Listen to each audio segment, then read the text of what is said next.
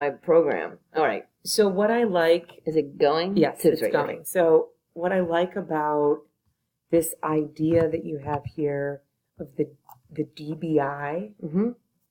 is that I think that there's a lot of misconceptions around doing the DBQ. And doing a DBQ in the context of an AP class Mm-hmm. is not what a historian does. Right. A historian does not arrive at a question with a pre-selected set of texts that magically corroborate and talk to each other, right? Right. The historian is engaging in the act of furthering that inquiry by asking more questions that then lead down down a path that oftentimes is completely, they can't predict that path that they're going down once they start, because they may find other evidence Right. in their work that completely annihilates a previous Right. conception about an idea that they had, or something that completely flips, right? Right. And we think about, and there are people that talk about this, and people like Foner are very so transparent in many ways when they're speaking about their craft, about what goes into the thinking of a historian when they're, because I was at an interview with him, and it's like, well, how do you pick, Okay. right? How do you know how did this fiery trial come to you, right? Now, he was on a book tour for his latest book, which is about the Underground Railroad. Oh, and so he spoke more to that. And he said, listen, a student found this source deep in the archives at Columbia University, brought it to me, and that motivated my entire inquiry into this world of the Underground Railroad in New York City. And what we're beginning to uncover is that there are geographic and regional distinctions that make the Underground Railroad, the operative, the conductors, the whole entire operation, everything was in many ways distinct to New York City versus, I'm thinking, Cincinnati, which was another huge port of entry for the slaves into the North. And so it's fascinating to me when we in schools impose this structure of doing the DBQ. Right. Without, where else do you do a DBQ? Right. Right. Right. And so when I say corrupted practice, because it's been packaged. Right. And then one of the things that I really have disdain for are when you see the sources and then there's pre-written questions for the sources. Why aren't we teaching kids, when I'm confronted with a source, what kind of questions do I want to know? And how do those questions look at the beginning, the middle, and the end of the year? And that goes back to Reddy's constant influence on me about deepening, right? Throughout, because actually this is Mike's drawing, right? So when you think about any unit, you're constantly you can't just teach sourcing. Right. There's a spotlight on sourcing, but you can't just teach sourcing. Right. Right. So that's what I mean, getting back to my statement. Right. I there's probably somebody out there that would like to defend. Which is why I like the DBI. I guess you could defend it as you need an assessment. Right. Okay. But would our use of the DBI set be problematic for getting at history teachers' understanding of the discipline? So, of like a DBI like this, like a throwing text at them that are already made for a question. Right. So to come back at that, all right, so I think Weinberg's work has advanced this conversation so much, because now I can go into this database and I can click on inquiries, pull them up, and there's text sets already constructed. I think for U.S. teachers, they would tell you, I'm at a loss because there's so much. Yeah, and the ubiquity of creating them takes forever. Oh my God, it's very hard. So you're cutting out if you're going to go authentic. Absolutely, forget it. Yeah, that is an so issue. You don't have problems with a document set for a question. Okay. Correct. Okay. I think when we overuse the term doing the DBQ, okay, that's and where's your balance? So in the sense of a teacher inquiry, right? Creating one in class, I feel, and I haven't seen this, used widely. I try to think of other creative ways that I can engage students in the process of, first and foremost, developing your argument, which is really challenging work. Oh, yeah. But also other ways to test, assess their sourcing.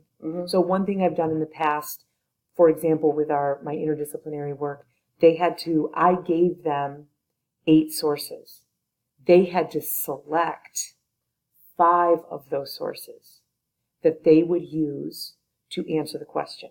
And so they would tell me, this is the source. And then, there's multiple ways I think you can get around. What's the affordance and limitation? I use kid-friendly language. But right. What is this source doing to support your argument? Right? Another way I've done. That could be done because that would get at multiple perspectives. But I think they would all have a feeling for that. Depends on how you define multiple perspectives. So you could define multiple perspectives also in terms of these the frameworks. Absolutely. Yeah. And I think that there's limitation there. So if you design it right, you could think about these different things. Absolutely. And then say, because that's what I was thinking, is maybe you could say, what's a good, critique this, but that doesn't really, that's more still in the teacher mode. Right. Right. What if you had, the greatest PD that I've ever been in is where we think about what is a good question to ask. Right. And this is where I think the College Board has been instrumental, because they're taking the lead on, these are the kinds of questions we want to see. So, for example, they've identified causality, comparison, and continuity and change over time. Okay. These are good. These are good, right? These are good questions, right? So gone are the days of sort of this, I think of it as good, bad, successful, unsuccessful. And it's more getting to the nuances of... That's Mike's pet peeve. Yes. Right? I think it's the, the binary. Yeah. Right? And if we're teaching argumentation, we need... We need to break that in many ways, I think. So what I found to be instrumental is thinking about, how do you even construct the question? Right. So I have this thing that I want, I have this content, and how do I create a question? And then what's the process? What would I select? And why am I selecting it to come into this experience for students to engage in? Right. That forced me to be far more intentional about paying attention to source information, contextualization. You should see my first text set from before I went through Ready to how it kind of morphed through the years. And so that, I don't know if that helps at all, but that to me was a very valuable, which pushed my thinking. Right. Why are you asking this question? Right.